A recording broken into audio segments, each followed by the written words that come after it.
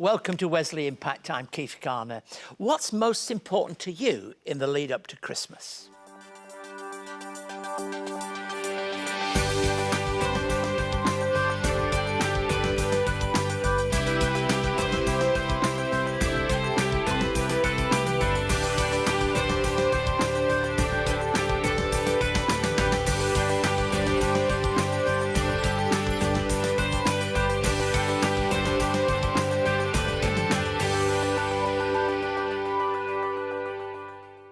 Thank you for being with us this week. I always look forward to sharing with many of you, often in your homes. With Christmas just over a week away, I'd like to encourage you to take a moment to consider what is the most important thing.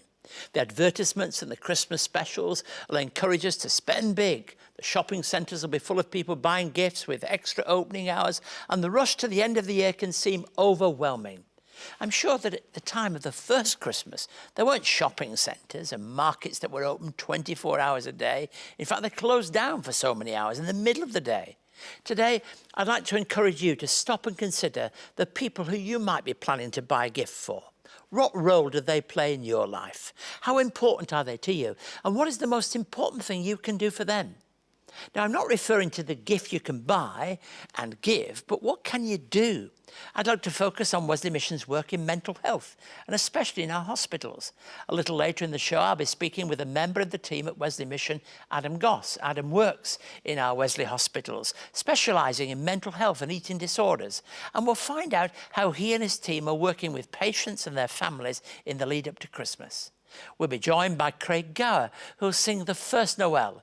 And I'll share an appropriate thought, I hope, from the Church of the Annunciation in Nazareth, where the angel Gabriel is celebrated as appearing to Mary, telling her of the coming of Jesus. This was filmed in Nazareth while I was recording a 6-part series looking at the life and influence of Jesus. This will be available soon, and I'll certainly keep you up to date with that series and how it's going and how it'll be made available. But first, through our work in Wesley hospitals, as with all areas of Wesley Mission, we seek to do all the good we can by helping people at their point of need, and also by equipping their loved ones where possible. Let's take a look at Jim Tilley's story. We met at a university dance.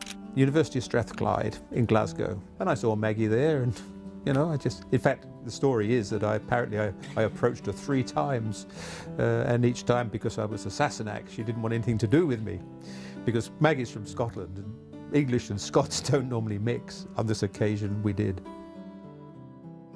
I think we had a good life, but it was only a short period of time. I guess we're talking about 5 or 6 years. We were comfortable, I had a good job, and life seemed to be ahead of us. Maggie became ill after the birth of our second child. I noticed things were different really as soon as the child was born. Within sort of days, the relationship between Maggie and the child was not good. After about 2 or 3 weeks, we ended up having to put her into a special mental hospital. And in fact, the child stayed there for about 2 to 3 months. And we've had constant problems with mental illness ever since then. In the sort of late 70s, we began to sort of get to the bottom of the alcohol problem. Ultimately, it has had a detrimental effect upon her brain, and in fact, the doctor reckons she has certainly a degree of mild dementia. With dementia, you never quite know, what she remembers and what she doesn't. Sometimes she's okay, sometimes she's not. And probably one of the worst things of all that I have to watch is that she doesn't just pop into the shops, the local grog shop, and buy more grog and slip into the toilet and glug that down. Sometimes it hurts me because, before she really sort of hit the bottle and the dementia began to have an effect, we used to travel extensively, but I just can't take her now. There's no way. I need the break, and I understand that if I don't look after myself, then in the end I can just crash. I really wouldn't know where I'd be without Wesley's support. Wesley Mission's helped me tremendously by having the Wandine Hospital, as we call it, at Kogarah. They've known Maggie for 30 years now. Normally, if I pick up the phone, they know when I'm calling for help that I need help. And they're very, very supportive, very understanding, and you know, if there's a room and she needs a room, they'll put her into it pretty well straight away. Mental illness hits a lot of people when they least expect it, but one remembers the vows that you give at the altar, and you know, you take them for better, for worse, in sickness and in health, and this is my the straw that I'd drawn. I just had to sort of carry on. I don't like it in here. I can't sleep. The floor is hard, I don't have room to play, and I'm scared. I miss my warm house. The shed is cold. I just want to go home. 17% of Australia's homeless are children under 12. Your donation of $35 can give children like Ruby a safe place to sleep, because no child should have to live in a tin shed this Christmas. Please donate today at wesleymission.org.au. If you would like to learn more about Wesley Mission, visit wesleymission.org.au. You can find help in our community services, connect with our church and congregations, discover a volunteer role that suits you, stay up to date on the latest news and information, donate to support our work, and help make a positive difference in your community. You can also connect with us on social media and subscribe to receive the latest news and information about Wesley Mission directly into your inbox. Visit wesleymission.org.au. Please don't hesitate to be in touch if you'd like to find out more about the work that we do at Wesley Mission in so many ways, or on the other hand, if we can be of help to you. Our email address and the website is on the screen now. I'm joined today by a member of our team, this time from our Wesley Hospitals, Adam Goss. Adam, thanks for joining us on the show. Thanks, Keith. Pleasure to be here. Well, introduce a little bit about what you do. What is your role in our Wesley Hospitals? Yeah, so I'm the operations manager for Wesley Hospital, Ashfield and Kogarah. It's a role that I have the overarching responsibility of both our clinical teams with the directors of nursing in both hospitals. We have therapy teams as well as support service as well, which is part of our administration and our catering and our maintenance and cleaning support teams too. Another key part of a role is the relationships I hold with our doctors. Between both hospitals, we have about 45 visiting medical officers or psychiatrists that work both in our consulting rooms and within the hospitals throughout the year. So tell us a little bit about the services we provide, how we actually engage and help people. Yeah, so we have both inpatient and day patient programs at the hospital. We do a lot of work within mood disorders, the anxiety, depression and personality disorders. We also do drug and alcohol addictions, and we have a specialist eating disorder unit. I mean, the perception out there that many people have is that mental health issues are on the rise. Do you think that's a right perception? Yes, I do. I think they certainly are increasing, but I think people are acknowledging mental health issues a lot more as well. I think that's what I was really getting. I think perhaps maybe these things have always existed, but now we're more open about it. And we want to be open, don't we? Because if somebody's got a broken arm, it's easy to see it's a broken arm. But if there's an issue emotionally, more difficult, isn't it? Yeah, look, absolutely. And generally that's, you know, the first step with engaging in some type of treatment or care is actually acknowledging that yourself and making that next step into, you know, into asking for help. I mean, how many people do we come into contact through a year? So between both hospitals, we engage with about between 700 and 800 patients per year, and they can be either admitted into the hospital or we treat on a day program basis in which they would attend once a week for a day program or a therapy program. And I don't want, obviously, we deal with absolute discretion with people, but we're also talking about not just eating disorders. We might be talking about alcohol. We might be talking about a number of issues, might we? Yeah, we do. And quite often that the dual diagnosis is quite common with people with mental illness, and having those specialist areas within the hospital, and you would only treat one at a time. They would treat the primary diagnosis first, and then onto the secondary as well. I mean, is it very difficult to find staff, and are the staff teams something special to you, the kind of people who work in our hospitals? Yeah, look, I think our staff are incredible. Something that I'm very proud of is that we have a great staff retention.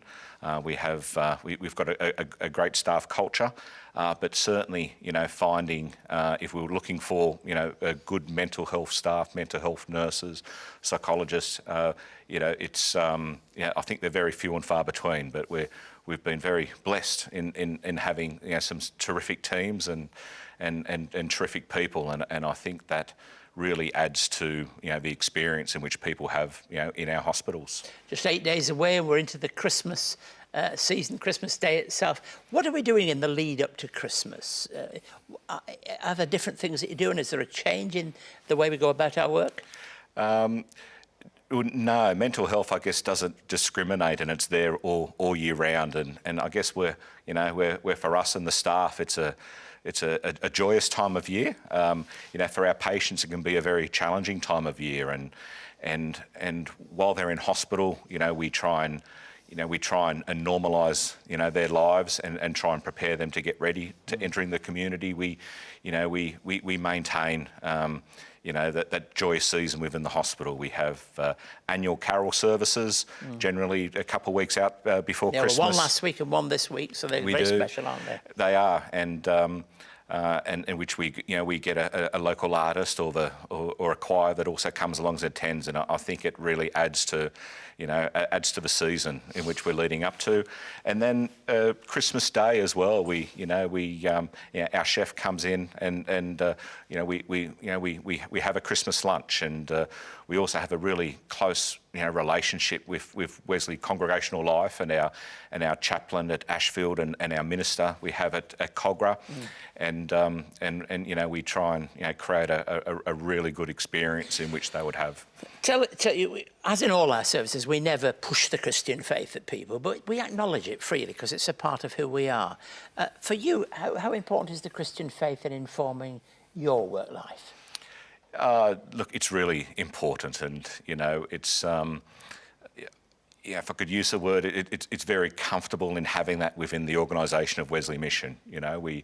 We have 3 or 4 times a year we have annual senior staff gatherings in which we open and close, in prayer and devotion, and I try and replicate that through the leadership and the management of our hospitals on a regular basis through our hospital leadership meetings and our patient care and safety meetings and other things, and really encourage people's involvement and participation, and sharing some of the stories and the learnings and how we reflect and be better for it.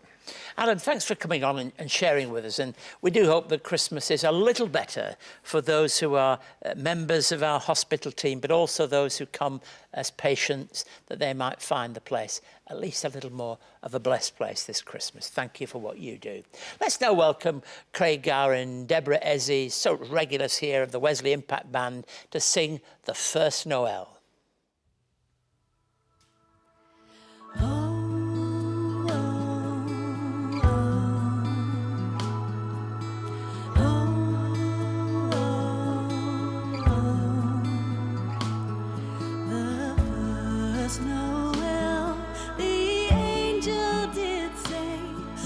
To certain poor shepherds in fields as they lay, in fields where they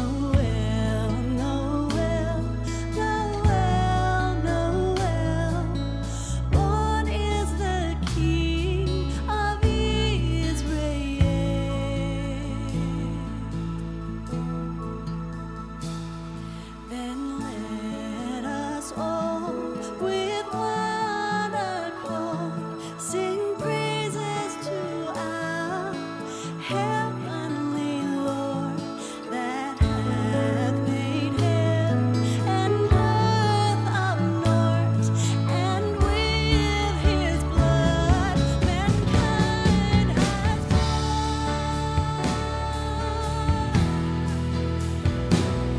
Sing Born is the King of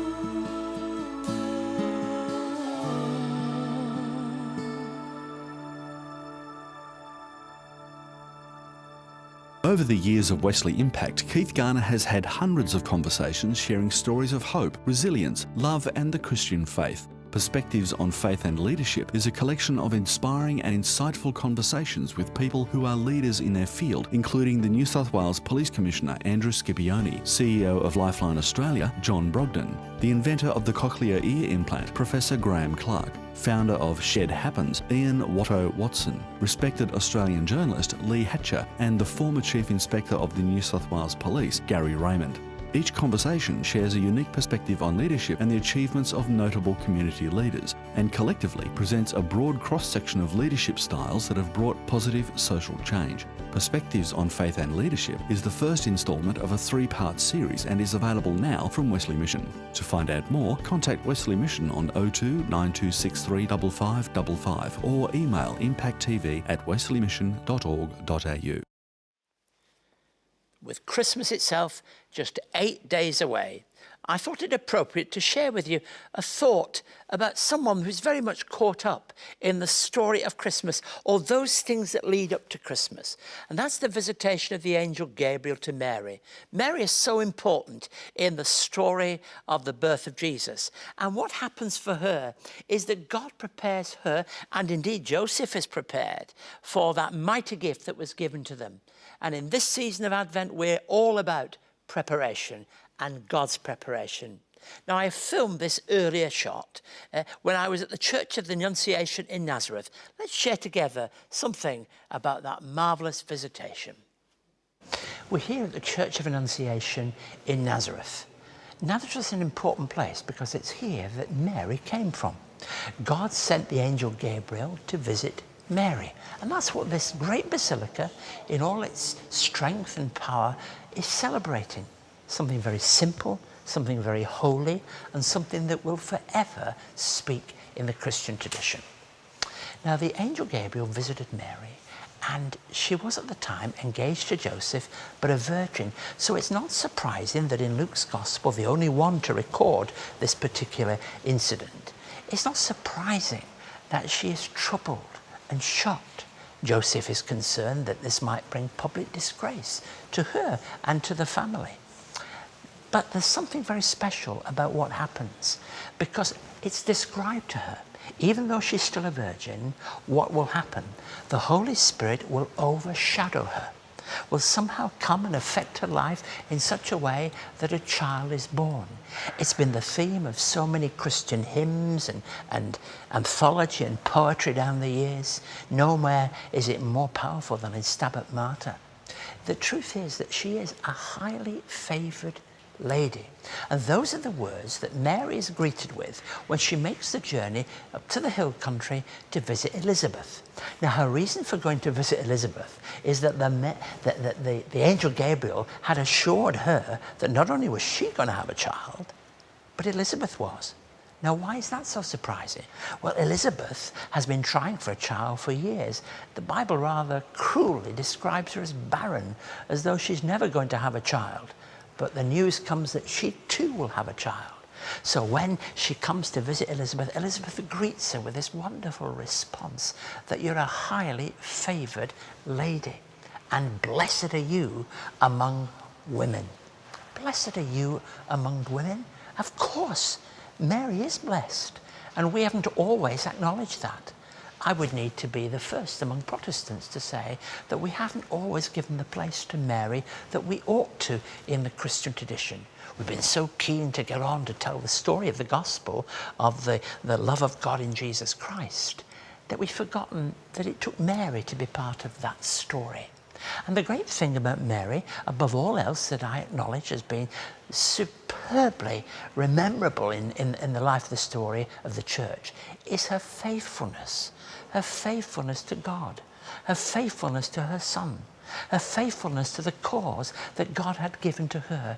She's there, of course, at the beginning, but she's with Jesus all the way through, at Cana, at the first of the miracles, throughout his ministry, pondering in her heart the things that were true when he was lost in the temple, and then most of all, with him through the cross and resurrection.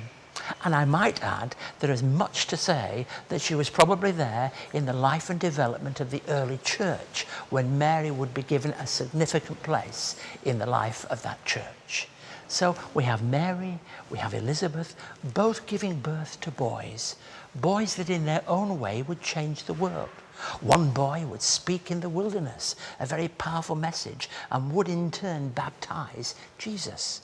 The other, the Saviour of the world, the one who came quietly into this world and quietly left this world with the news of eternal life, a life that would be for all people. Who could have imagined?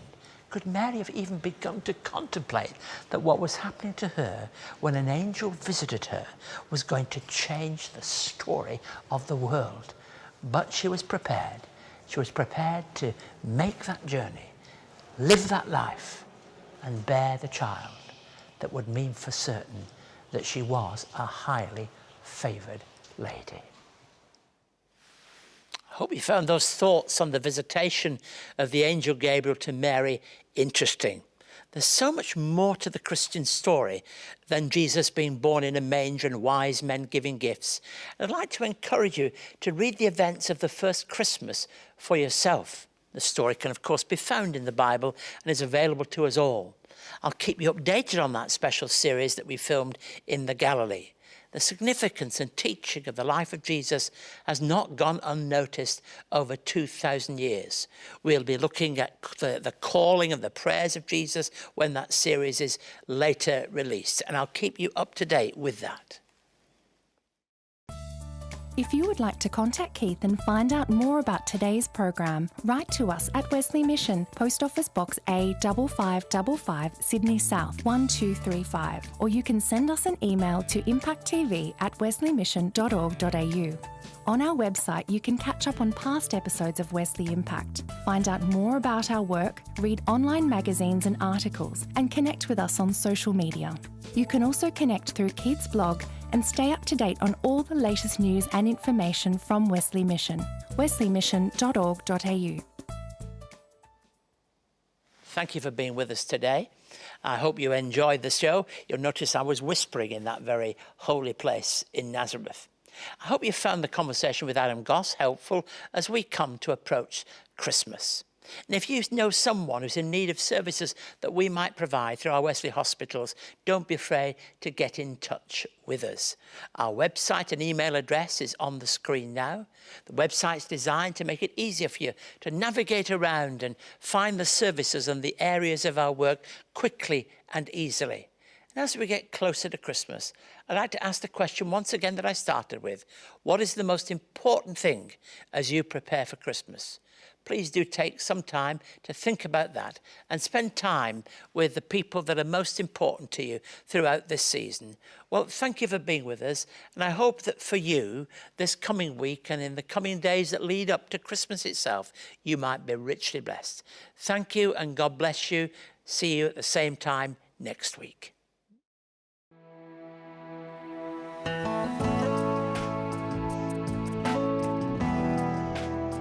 Wesley Mission provides ongoing support to almost 6,000 day patients each year through Wesley hospitals. To find out more, visit wesleymission.org.au.